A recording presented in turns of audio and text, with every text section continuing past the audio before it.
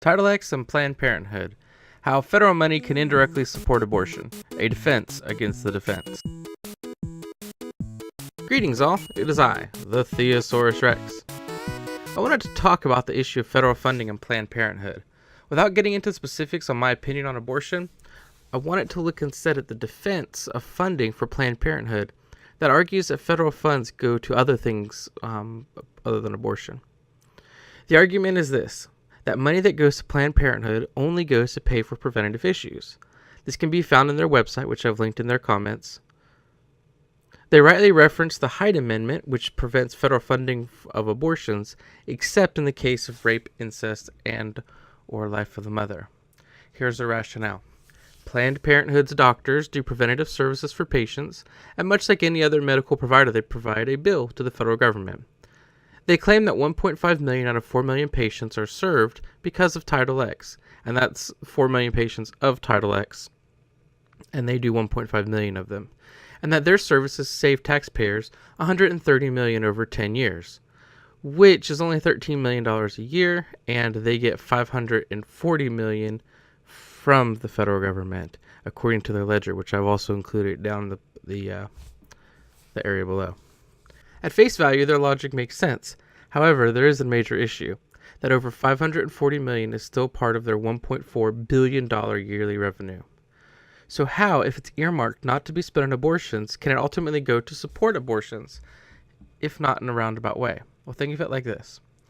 If I have $200 to spend on groceries, and my groceries cost exactly $200. However, I have a friend who offers me $50 to help with my groceries, provided that I spend it on groceries and not alcohol. This then gives me $50 extra. So I take the $50 extra that I have, only because of the donation, and spend that on alcohol. I didn't spend the money that he gave me, or she. I spent the money that I would have spent on groceries now instead on alcohol. So in the way, did not my friend ultimately support my purchase of alcohol? Ultimately, while the money is sent not to support abortions, the money supports Planned Parenthood, which supports abortions and profits heavily on it. So let's use an example based on business using logic and reason. The statistics I'm using here are for the purpose of the ease of the example and are not inherently accurate. The government says that it believes a pregnancy test can be covered by Medicaid, and they will reimburse up to $12. So when Planned Parenthood does a pregnancy test, they're not being greedy, so let's say they charge only $10. They're given $10 and it's done. So here's what happens. The $10 is split 3 ways. First, the wholesale cost of the test, which let's say is 50% and therefore $5. Then the remaining money goes to overhead. Let's say $3 of it goes to operation costs, including payment for the individual doing the test, that kind of thing. And Planned Parenthood takes the rest as profit. If a specific Planned Parenthood does this 100 times a week, they get $300 for operations that week and $200 for profit, of which they spend part on advertising, which leads to 2 or 3 abortions that week. Boom, supported abortion. Or that $300 in operations that week, and outside of paying payroll, a portion of that goes to support Planned Parenthood having power and other various things that can help support abortions going on.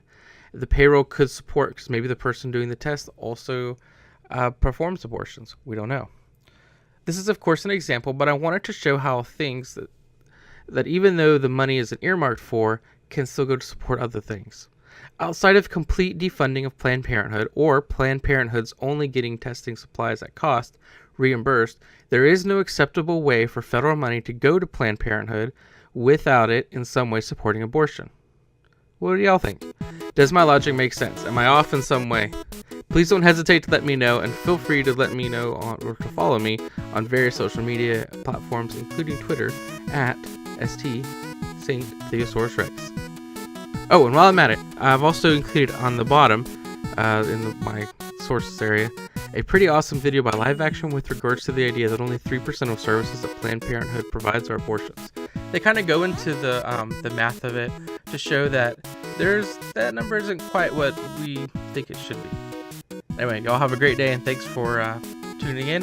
I think I got my issue with my video editor software fixed, so I should be on more often. Thank y'all, and y'all have a great day. Bye-bye.